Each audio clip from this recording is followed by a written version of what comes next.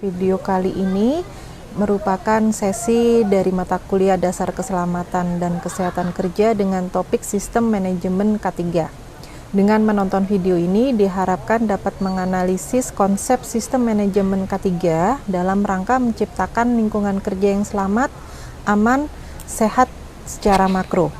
Sebelum kita ke pengertian sistem manajemen K3, kita lihat dulu pengertian dari K3. K3 adalah segala kegiatan untuk menjamin dan melindungi keselamatan dan kesehatan kerja melalui upaya pencegahan kecelakaan kerja dan penyakit akibat kerja. Jadi K3 memang tujuannya untuk zero accident dan tidak adanya penyakit akibat kerja.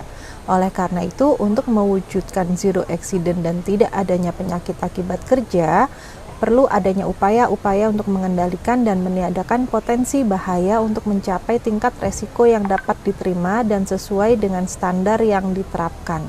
Ini juga sesuai dengan perkembangan pelaksanaan K3, di mana pada tahun 40 hingga tahun 60 itu kecelakaan-kecelakaan kerja yang terjadi kebanyakan dikarenakan ketidaksesuaian hardware atau mesin peralatan kerja yang tidak sesuai dengan para pekerjanya. Begitu juga dengan lingkungan-lingkungan kerja yang tidak sesuai atau tidak nyaman buat pekerja selama bekerja. Nah, akhirnya diberikanlah intervensi-intervensi secara hardware. Kecelakaan kerja turun, tetapi pada satu titik ini masih terjadi kecelakaan. Nah, setelah dilihat lagi, ternyata penyebab lain dari kecelakaan yang masih terjadi itu dikarenakan employee-nya yang kurang terampil, kurang pengetahuan dalam melaksanakan kerja, atau artinya employee-nya kurang kompetens. Oleh karena itu pada tahun 60 hingga 80 di sini banyak dikembangkan teori-teori mengenai human error, bagaimana untuk menangani human error di sini atau unsafe act di sini untuk menurunkan angka kecelakaan. Diberikanlah banyak training, pelatihan, workshop untuk meningkatkan kompetensi dari pekerja. Kecelakaan pun turun, tapi sama pada satu titik tetap terjadi kecelakaan. Nah, pada tahun 80 hingga tahun 90 mulailah dikembangkan adanya pendekatan secara kesisteman melalui organisasi manajemen untuk menurunkan kecelakaan kerja. Jadi yang tadi lingkungannya sudah dibuat sedemikian sehat dan selamat, peralatannya sudah disesuaikan dengan pekerjanya sendiri juga sudah ditingkatkan keterampilannya, kompetensinya. Nah, tetapi yang perlu didukung lagi dengan kebijakan komitmen dari organisasi manajemen untuk menerapkan K3 secara keberlanjutan. Oleh karena itu pada tahun 80 hingga 90 di sini mulailah berkembang sistem manajemen K3. Sehingga pengertian dari sistem manajemen K3 adalah proses untuk mengintegrasikan prinsip-prinsip keselamatan dan kesehatan kerja ke dalam operasi perusahaan. Jadi dalam menerapkan sistem manajemen K3, kalau sudah secara kesisteman, organisasi dan manajemen, maka tidak bisa berdiri sendiri. Harus terintegrasi dengan operation management system yang sudah ada dalam perusahaan tersebut. Begitu juga definisi SMK3 atau Occupational Safety and Health Management System, di sini dari HSE UK, yaitu bahwa pengendalian resiko-resiko, mengendalikan semua resiko yang tadi melalui proses dari manajemen. Nah, ini adalah definisi SMK3. Di sini berdasarkan dari Australian Standard dan New Zealand Standard, bahwa SMK3 adalah suatu sistem untuk memanage K3 di tempat kerja. Tujuannya untuk meningkatkan perbaikan yang berkesinambungan terus-menerus atau continuous improvement melalui policy, planning, implementation, measurement, review, dan ini terus-menerus ya, continuous improvement. Nah, ini definisi dari Gallagher pun bahwa OHS Management System atau SMK3 itu memang harus terintegrated. Terintegratednya dengan aspek business operation, jadi sesuai dengan operation manajemen perusahaan seperti yang tadi saya sampaikan, kemudian terintegrasi dengan organisasi objektif, tujuan dari organisasi, terintegrasi dengan sistem manajemen mutu, terintegrasi dengan desain, equipment, dan proses produksi. Dan terakhir terintegrasi dengan employee behavior dan corporate culture. Nah, ini definisi SMK 3 yang diambil dari PP 50 tahun 2012. Jadi kalau di Indonesia yang menaungi secara aspek hukum untuk sistem manajemen K3 yaitu PP 50 ini. Definisi SMK 3 dari PP 50 adalah bagian dari sistem manajemen perusahaan secara keseluruhan dalam rangka mengendalikan resiko yang berkaitan dengan kegiatan kerja guna terciptanya tempat kerja yang aman, efisien, dan produktif.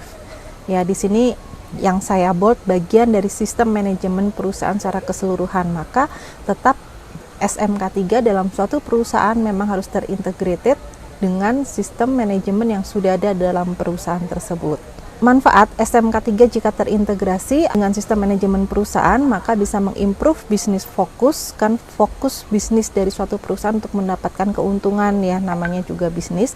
Nah, dengan menerapkan SMK 3 ini sebenarnya selaras untuk mendukung tujuan dari perusahaan tersebut. Karena kalau K3 bisa diterapkan dengan baik, maka akan terwujudnya zero accident dan tidak adanya penyakit akibat kerja, maka loss atau kerugian dari perusahaan pun bisa dihilangkan. Kemudian pendekatannya juga lebih holistik untuk memanage semua resiko-resiko bisnis karena sudah terintegrated, ya. Maka untuk menghitung resiko bisnis, salah satu yang harus dipertimbangkan adalah resiko K3, resiko keselamatan terhadap bisnis operation dan resiko kesehatan pada pekerjanya juga. Kemudian untuk menghindari konflik antar sistem, karena pasti sewaktu sistem dilaksanakan akan ada program yang saling tumpang tindih atau saling beririsan. Nah, dengan terintegrasi maka program tersebut bisa tetap berjalan bersama-sama karena sistemnya memang sudah terintegrasi. Kemudian mengurangi duplikasi dan birokrasi, di mana dalam melaksanakan suatu sistem maka kita akan memerlukan pengesahan atau otorisasi dari dokumen-dokumen yang dikembangkan. Nah, kalau sistemnya sudah terintegrasi maka dokumennya pun bisa terintegrasi jadi satu sehingga bisa memperpendek birokrasi ataupun duplikasi dari dokumen yang ada. Kemudian lebih efektif, lebih efisien untuk audit baik secara internal maupun eksternal. Audit itu biasanya dilakukan setahun minimal 1 kali secara internal dan 1 kali secara eksternal. Kalau sudah terintegrasi maka auditnya pun hanya dilakukan 2 kali, internal 1, eksternal 1. Ini jauh lebih efektif dan lebih efisien bagi pekerja dan perusahaan dibandingkan kalau sistem manajemennya itu berdiri masing-masing sehingga auditnya pun juga dilakukan masing-masing. Alasan utama kenapa perusahaan butuh sertifikasi SMK 3, yang pertama mendapatkan pengakuan pemerintah. Jadi kalau perusahaan tersebut sudah mendapatkan sertifikasi SMK 3, otomatis dia mendapatkan sertifikat dari Kementerian Tenaga Kerja. Nah, ini kan secara tidak langsung mendapat pengakuan dari pemerintah. Kemudian dia sudah terakui karena mendapatkan pemeriksaan independen. Untuk bisa dapat sertifikasi kan harus diaudit oleh lembaga independen, ya Bu. Sehingga di sini artinya memang sudah terakui karena sudah diperiksa oleh lembaga independen atau lembaga audit eksternal yang memang ditunjuk oleh pemerintah untuk melakukan audit SMK 3 di sini. Dan integrasi K3 di tempat kerjanya sudah teruji dengan adanya independen audit tadi, kinerjanya terukur terus-menerus dan kemudian memenuhi peraturan perundangan. Ini jelas ya karena sudah memenuhi atau sudah comply dari PP 50 tahun 2012 tadi. Kemudian inisiatif dalam memenuhi persyaratan asuransi. Nah, saat ini banyak perusahaan yang mulai mengasuransikan aset-aset dari perusahaannya. Diharapkan ya kalau misalnya terjadi keadaan darurat, maka akan ada penggantian dari asuransi. Nah, pihak asuransi pun mensyaratkan untuk bisa menjadi kliennya atau nasabahnya disyaratkan sudah memiliki sertifikasi SMK 3. Karena memang dalam menerapkan SMK 3 salah satu aspeknya adalah menerapkan program tanggap darurat. Nah, kalau dia sudah memiliki program tanggap darurat, maka kalau ada keadaan darurat, di sini tim tanggap daruratnya, programnya juga bisa berjalan sehingga kerugian-kerugian akibat dari keadaan darurat ini bisa diperkecil. Maka penggantian asuransi pun bisa minimal juga. Dan yang terakhir, nah ini yang paling banyak dipenuhi atau sebagai alasan dari perusahaan untuk mendapatkan sertifikasi SMK 3 yaitu untuk persyaratan pasar atau komersial. Misalnya sebagai syarat untuk ikut bidding atau tender dalam mendapatkan proyek yang lebih besar lagi.